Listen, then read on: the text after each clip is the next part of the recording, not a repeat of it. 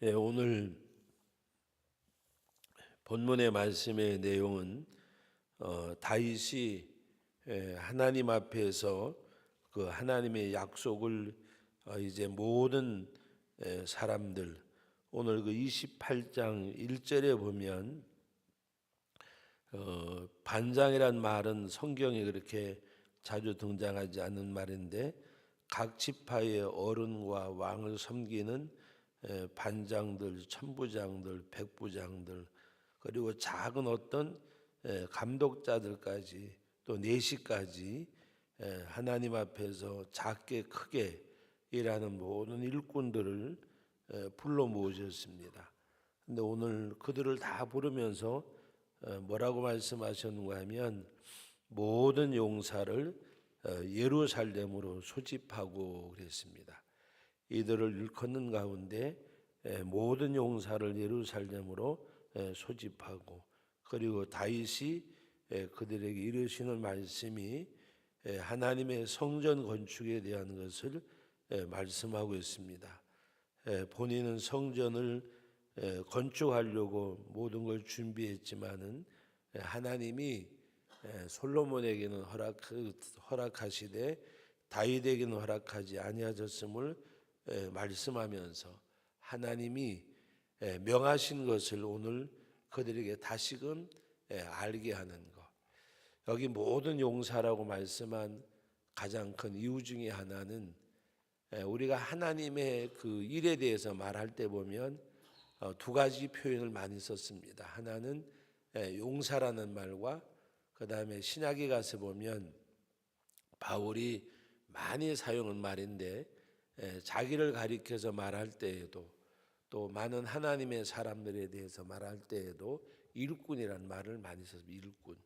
여기서는 구약에 보면 용사라는 말을 많이 쓰고 일꾼이라는 말을 신약에서는 많이 사용을 했고, 무슨 차이가 있느냐? 가나안 땅을 정복하고 들어가야 될 그들에게는 용사라는 말, 가나안 7족속과 싸우고 전쟁을 치러야 되는 그들을 가리켜서 말할 때에는, 오늘 여기는 4시까지 다 모든 사람들을 그 작게 크게 하나님의 일을 맡은 자들을 가리켜서 용사라 그랬습니다. 이들이 가나안 7족속과 또 광야를 지나서 정복하고 나갈 때, 일컬을 때 이들에게 용사라.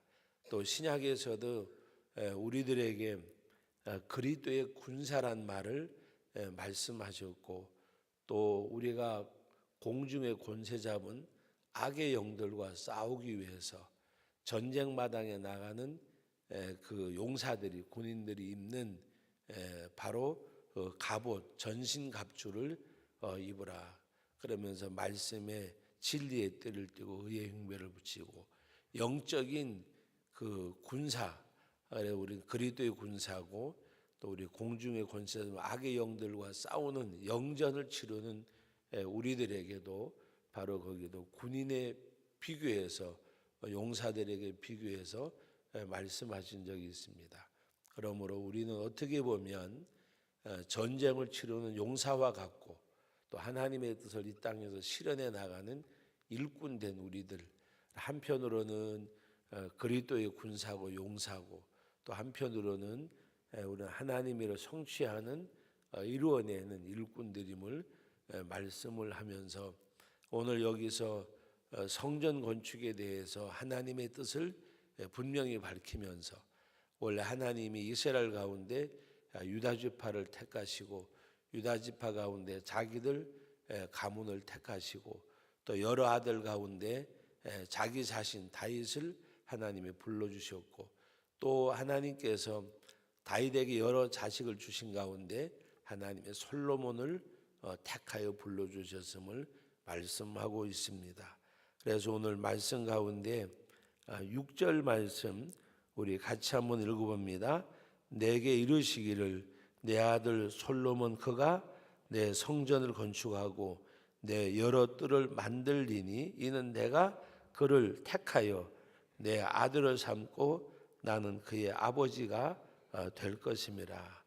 우리가 정확하게 이 28장 이전의 말씀에도 보면 이 말씀을 다윗에게 하셨을 때에 다윗이 다시 이 말씀을 인용해서 말씀하고 있는 내용입니다. 하나님이 친히 제가 잘 정확하게는 모르겠지만 신구약 성경을 통틀어서 하나님이 어떤 개인을 가리켜서 말씀하는 가운데 나는 그의 아버지가 되고 그는 내 아들이 되고 내가 그의 아버지가 되려는 말씀은 이 성전을 건축하는 가운데 솔로몬에게 유일하게 하신 말씀의 내용입니다. 우리가 신약에서 우리는 그의 족속이고 그의 백성이고 그의 소유된 하나님의 자녀임을 말씀은 했지만 개인을 가리켜서 나는 그가 내 아들이고 나는 그의 아버지가 되리라 그렇게 말씀을 하셨음을 다윗이 백성들에게 각인을 시켜주고 그리고 그 솔로몬에게도 바로 하나님 앞에 이 일을 행할 때 온전히 행할 것을 말씀하고 있습니다. 바로 9절 말씀인데 우리 같이 한번 읽어봅니다. 내 아들 솔로몬아 너는 내 아버지, 여기 이 말씀해 보세요. 내 아들 솔로몬아, 부를 때 내 아들이라고 그랬지만 바로 내 아버지, 너의 아버지의 하나님을 알고 내 아버지 하나님을 알고 온전한, 다시 읽습니다. 온전한 마음과 기쁜 뜻으로 섬길지어다. 여호와께서는 모든 마음을 감찰하사 모든 의도를 아시나니 내가 만일 그를 찾으면 만날 것이요 만일 내가 그를 버리면 그가 너를 영원히 버리시리라. 바로 오늘 솔로몬에게 이르시는 말씀이 하나님을 내 아버지, 바로 내 아들 솔로몬아 너는 너의 아버지 하나님을 알고 온전한 마음과 기쁜 뜻으로 섬길지어다. 어제 저녁에 수요 예배 드리면서 선택에 대해서 말씀을 하면서 그 바울이 성령에 메인받은 것을 말씀하는 가운데 여러분의 삶 가운데서 선택을 말씀을 드리면서 나는 어떤 것을 선택을 하면서 하나님 앞에 나갈 것인가. 그런데 오늘 이 9절 말씀에도 보면 여기 너는 내 아버지 하나님을 알고 온전한 마음과 기쁜 뜻으로 섬길지어다 그랬습니다. 온전한 마음과 기쁜 뜻으로 섬길지어다. 누구를? 하나님을, 내 아버지를 온전한 마음과 기쁜 뜻으로 섬길지어다. 그리고 저는 오늘 이 말씀을 대하는 가운데 여호와께서는 모든 마음을 뭐라 그랬어요? 모든 마음을 감찰하사, 그리고 이어지는 말씀에 모든 의도를 아시나니, 모든 마음을 감찰하시고 모든 의도를 아신다. 의도를 안다.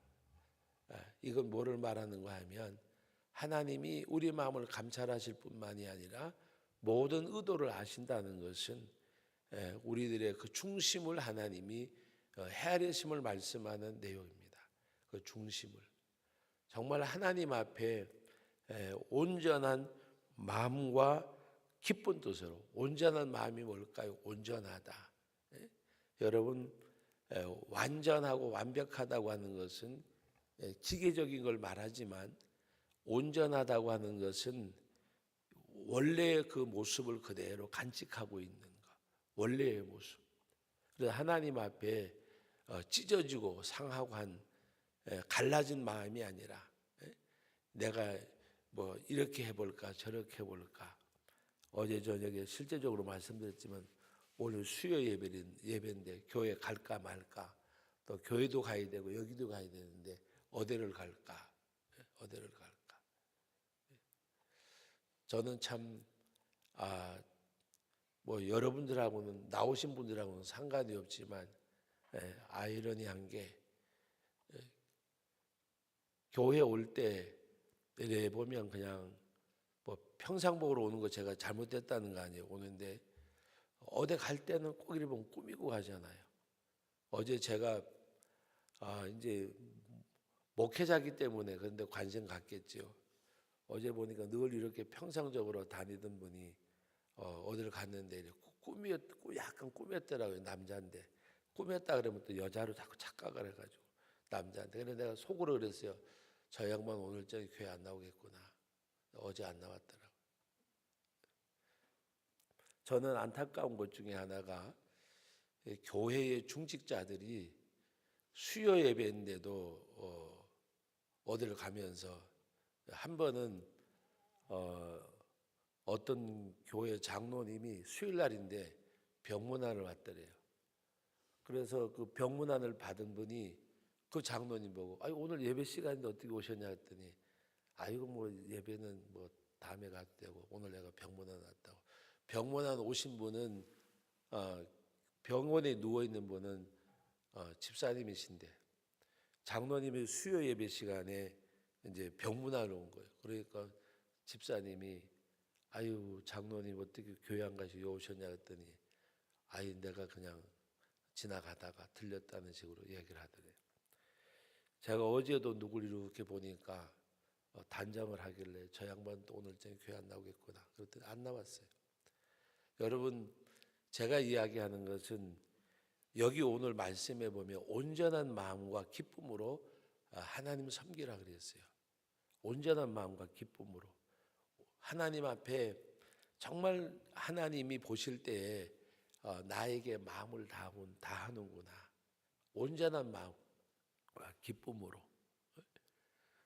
실제적인 거니까 제가 말씀을 드리는 거예요. 온전한 마음과 기쁨으로 섬길지어다. 그런데 하나님께서는 모든 마음을 감찰하시고 모든 의도를 아신다 그랬어요. 모든 의도를 아신다. 어떨 때는 우리는 자기가 하고 싶은 말을 다른 사람의 의견을 이렇게 인용을 해가지고 또 자기 의사를 표현할 때도 없지 않아 있어요. 하나님께서는 모든 의도를 아신다고 이렇게 다윗이 솔로몬에게 말씀하면서 만일 내가 그를 찾으면 내가 만일 그를 찾으면 만날 것이라 그랬어요. 여러분 성경에 하나님을 가까이 하라 그리하면 너희를 가까이 하실 것이라 그랬고 오늘 이 말씀에도 하나님을 찾으면 하나님이 만나신다고 말씀하셨어요. 하나님 함께 해달라고 기도 안 해도 내가 하나님을 찾으면 하나님이 나를 만날 것이고 만일 내가 그를 버리면 그가 너를 영원히 버리리라. 우리가 언제 하나님을 버리냐고 말할 수 있을 거예요. 여러분 마태복음 25장에서 마지막 그 심판하실 때에 양과 염소를 말씀하고 있잖아요. 양과 염소. 그때 의인과 악인, 양과 염소를 말씀하는 가운데 하나님께서 의인들에게 말씀합니다. 내가 굶주릴 때 먹을 것을 주었고 헐벗을 때 입을 것을 주었고 목마를 때 마실 것을 주었다. 그러니까 하는 말이 언제 우리가 그렇게 한 적 있습니까? 저는 그렇게 한 적 없습니다. 그런데 하나님이 뭐라고 말씀하세요? 지극히 작은 자에게 한 것이 내게 한 것이라고 말씀을 하셨어요. 그리고 염소, 그 악인들에게 하나님이 동일하게 반대로 말씀하십니다. 내가 목마를 때 너는 마실 것도 주지 아니했고 굶주릴 때 먹을 것 주지 아니했고 헐벗 입을 것 주지 아니했다. 그러니까 언제 우리가 그거 안 한 적이 있습니까? 그렇게 오히려 반문하잖아요. 똑같은 반문이 있는데 의인은 우리 그렇게 한 적이 없습니다. 그런데 악인들은 오히려 우리가 언제 주님이 목말랐을 때 마실 것 드리지 않았고 굶주려 먹을 것 드리지 않았고 헐벗을 때 입을 것 드리지 않았습니까? 다시 말하면 내 할 것 다 했습니다. 그 말이에요. 내 할 것 다 했습니다. 그때 하나님이 뭐라 그래요? 지극히 작은 자에게 하지 않은 것이 내게 하지 않은 것이라고 말씀하셨어요. 우리는 그 말씀의 의미를 정말 잘 새겨야 돼요. 잘 새겨야 돼요. 교회도 보면요, 정말 하나님 앞에 온전하게 믿음 생활을 하면서 헌금 생활이든 믿음 생활이든 예배자 기도 제대로 하는 사람들은 우리 하나님 앞에 은혜가 되면 은혜를 받는 사람의 고백은 딱 한 가지요. 늘 울어도 눈물로도 갚을 길이 없습니다. 그게 은혜예요. 그게 은혜예요. 그런데 늘 보면 오히려 하나님 앞에 제대로 안 하는 사람들이 내가 안 한 거 뭐 있습니까? 라고 나와요. 할 거 다 했습니다. 그건 은혜가 아니에요. 은혜는요, 십자가의 은혜는 바울 사도가 어제 고백한 내용처럼 그 24절 사도행전 20장 24절에 있는 말씀대로 하나님 앞에 내 생명조차도 조금도 귀한 것으로 여기지 아니하노라. 목숨을 들여도 갚을 길이 없는 은혜이기 때문에 그 은혜는 늘 울어도 하나님 앞에 갚을 길이 없는. 그리고 우리 찬송가에 있는 내용 그대로 하늘을 두루만사고 바다를 먹물 삼아도 다 기록할 수 없는 하나님의 사랑. 거기에다가는 나라고 하는 것, 거긴 내세울 수가 없는, 하나님 앞에서 나라는 존재는 찾을 수 없어요. 하나님 앞에서 나라는 존재는 바울처럼 죄인 중에 괴수고, 바로 이사야 선지자처럼 나는 망하게 되었구나. 그 하나님 앞에서는 그것밖에는 없어요. 다른 게 나타나면 하나님과는 먼 거예요. 여러분 솔로몬 그 사울 왕을 택할 때에 수레바퀴 옆에가 숨던 아주 겸손한 사울이었어요.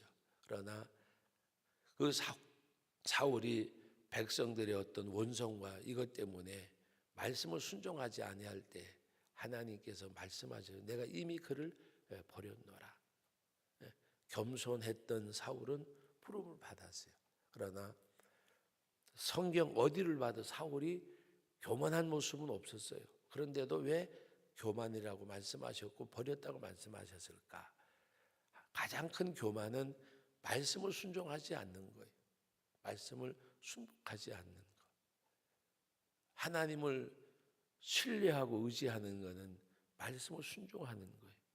하나님을 의뢰하지 않는 것은 말씀을 불순종하는 삶이에요. 그래서 오늘 우리가 이 말씀을 대하면서 정말 하나님 앞에 하나님께서는 백성들과 솔로몬에게 같은 주문을 말씀하고 있습니다. 그래서 오늘 그 7절 말씀 같이 한번 읽어봅니다. 7절 그가 만일 나의 계명과 법도를 힘써 진행하기를 오늘과 같이 하면 내가 그의 나라를 영원히 견고하게 하리라. 하나님께서 솔로몬을 내 아들로 삼고 나는 그의 아버지가 된다고 했는데 솔로몬이 끝까지 하나님의 계명과 법도를 힘써 준행하기를 오늘같이 하면 그의 나라를 영원히 견고하게 하리라고 말씀하셨습니다. 그래서 그 말씀을 8절에도 보면 이제 너희는, 여기 너희는 누구를 가리키는가 하면 1절에 있는 이 모든 사람들, 이제 너희는 온 이스라엘 곧 여호와의 회중이 보는 데에서와 우리 하나님이 들으시는 데에서 너희 하나님 여호와의 모든 계명을 뭐라 그랬어요? 구하여 지키기로 하라. 너희 하나님 여호와의 계명을 구하여 지키기로 하라. 그리하면 너희가 아름다운 뭐라 그랬어요? 우리 같이 읽어봅니다. 여기서부터 너희가 아름다운 땅을 누리고 너희 후손에게 끼쳐 영원한 기업이 되게 하리라. 여러분 이 8절 말씀을 마음에 잘 새겨보세요. 오늘 다 중요한 말씀이지만 8절 말씀 여호와의 모든 계명을 구하여 지키기로 하라. 그리하면 너희가 아름다운 땅을 누리고 너희 후손에게 끼쳐 영원한 기업이 되게 하리라. 이것은요 이 땅을 사는 우리들이 바라는 거잖아요. 내 삶의 땅이 아름답고 이것이 내 후손들에게 이어지기를 바라는 것이 우리들 마음이잖아요. 그죠? 근데 되는 길이 있어요. 뭐라고 말씀하셨어요? 여호와의 모든 계명을 구하여 지키기로 하라. 그리하면 여호와의 모든 계명을 구하고 찾아서 그 말이 찾아서 하나님의 말씀을 찾아서 구해서 지켜 행하면 이것 온전한 마음과 기쁨으로 하나님을 온전히 섬기는 행위 중에 첫째가 예배잖아요. 예배. 1년 365일 가운데 교회에 예배가 몇 번 있는가 생각해보고, 여러분 세상에서도 점수를 60점을 맞아야 돼요. 60점을 맞아야 낙제가 아니잖아요. 교회 예배 가운데 거기다 비교하면 안 되지만 80%는 안 나오더라도 60%는 나와야 되는데, 60%. 새벽 예배 빼놓고, 새벽 예배는 그냥 관두고라도, 그냥 새벽 예배 말고라도 다른 예배 60%라도 나와야 되는데, 교회 중직자들이 돼서도 예배 60%는 고사하고 어떤 사람은 20, 30%도 안 나와요. 여러분, 우리가 하나님 앞에서 이렇게 말하면 또 누가 그러겠죠. 은혜가 안 돼서 안 나온다고. 그럼 제가 할 말이 없지만, 누가 예배 시간에 졸더래요. 그래서 아무개지 졸지 마세요. 그러니까 목사님이 나를 재우잖아요. 그러더래요. 은혜가 안 돼서 안 나온지 모르지만, 하나님 앞에 우리가 내 땅이 아름답고 그것이 후손에게 주기를 바라는 것이 우리 마음이잖아요. 그죠? 그런데 길이 있잖아요. 오늘 여호와의 계명을 구하고 지켜 행하라. 그리하면. 시편 1편에도 뭐라고 말씀하셨어요? 복 있는 사람의 말씀하는 가운데, 시편 1편에 악인들의 꾀를 따르지 아니하고 죄인들의 서지 아니하고 오만한 자들의 자리에 앉지 아니하고, 거기 세 가지 가운데 걸리면 안 돼요. 앉지 아니하고 오직 여호와의 율법을 즐거워하여 그 율법을 뭐라 그래? 주야로 묵상하는 자로다. 하나님의 말씀을 즐거워하고 그 말씀을 주야로 묵상하는 자. 그 무슨 말씀입니까? 하나님의 말씀을 묵상하고 지켜 행하는 것. 그는 뭐라 그랬어요? 시냇가에 심은 나무가 때를 따라 열매를 맺으며 그 잎사귀가 마르지 아니함 같으니 그가 하는 모든 일이 다 형통하리로다. 오늘 이 말씀이나 그 말씀이나 문자적으로는 다르지만 내용은 같잖아요. 하나님의 계명을 구하고 그리고 그거를 지키기로 하라. 그리하면 너희가 아름다운 땅을 누리고 너희 후손에게 끼쳐 영원한 기업이 되게 하리라. 이 말씀 오늘 이 새벽에도 우리 명심하시고, 정말 하나님 앞에 내가 예수 잘 믿어서 내 삶도 복되지만 우리 후손들이, 제가 교회에서 이렇게 봐도요, 아버지 어머니가 신앙생활을 잘하는데 자식들이 신앙생활 잘하지 않는 부모도 혹 있어요. 없다는 건 아닌데 보편적으로 보면 자녀들의 신앙생활을 보면요, 부모님 따라가요. 부모님. 엄마 아버지가 특별히 우리 오늘 새벽에도 남자들은 작은데 가정이 굉장히 중요해요. 성경에 보면 가장과 장자 이렇게 이야기하면 오늘 현대에는 안 맞는 말이요. 여러분 지난번에 우리 25장인가 6장에 보면 장자가 아닌 자식을 장자로 삼았다는 말씀을 읽어봤잖아요. 여러분 야곱과 에서에 대해서도, 그리고 하나님께서는 굉장히 그게 중요한 겁니다. 우리 어머님들이 눈물과 기도도 중요하지만 정말 하나님 앞에서 믿음의 가게를 이어가는 것, 그것이 얼마나 소중한 건지 몰라요. 그래서 우리가 이렇게 보면 교회 안에서도 이렇게 보면 가끔 가다가 목회자 자녀들도 속시교하는 건 있지만 전 보편적인 걸 얘기하는 거예요. 보편적인 거. 엄마 아빠가 신앙생활 제대로 하는데 자녀들이 제대로 하지 않는 경우는 별로 없어요. 간혹 있어요. 그러나 보편적으로 보면 7, 80%는 그 부모님들의 신앙생활을 뒤따라가요.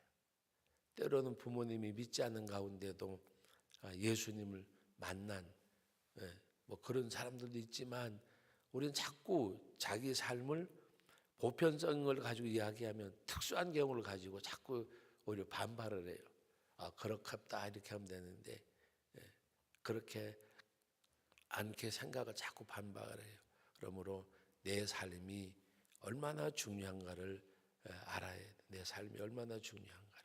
그래서 우리의 신앙생활, 정말 내가 예수 믿는 그 생활이 얼마나 중요한 건가 알고, 또 어떤 사람이 이렇게 이야기하면 자기는 양심적으로 바로 산다 그래요.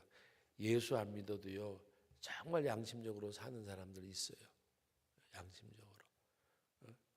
정말 제가 많은 일들을 하는 걸 이렇게 보는 사람 가운데 우리 여러 사람들이 그분에 대해서 이야기할 때 다 그렇게 얘기를 해요.